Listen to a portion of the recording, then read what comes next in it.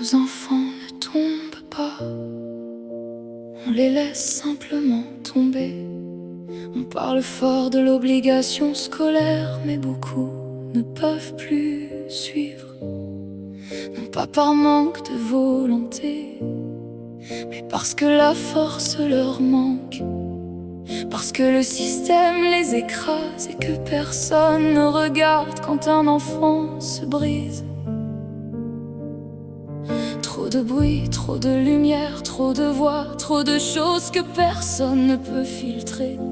Une classe devient une tempête et personne ne les retient. À la fin, ils ne tombent pas, on les laisse tomber dans un système qui ne les porte pas, mais qui continue sa course folle. Ils veulent apprendre, ils veulent vivre, mais la pression les rend trop lourds.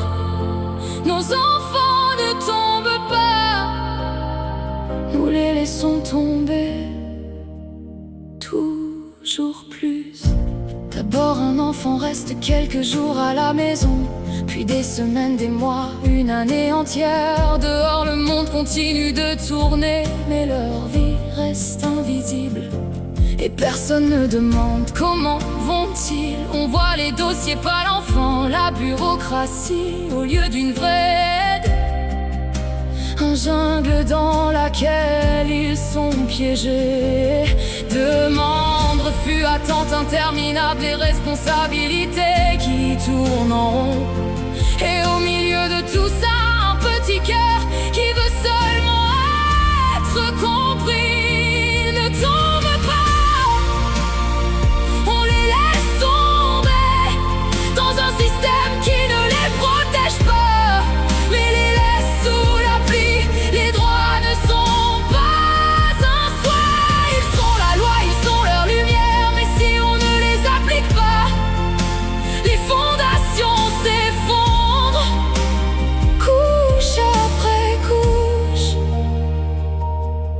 Un monde parallèle se crée, invisible pour ceux qui font du bruit, mais pour ceux qui le vivent, il est amer, dur et réel. Quelle société détourne le regard quand des enfants sont isolés, quand le retrait est vu comme une faute au lieu d'une protection. Contre le pire, ils ne tombent pas, on les laisse tomber. Pas un cas isolé, mais un système qui échoue. Et nous devons élever la voix pour que chacun voie enfin. Nos enfants ne tombent pas, on les laisse tomber. Et cela ne doit plus jamais rester ainsi. Non, cela ne doit jamais rester ainsi.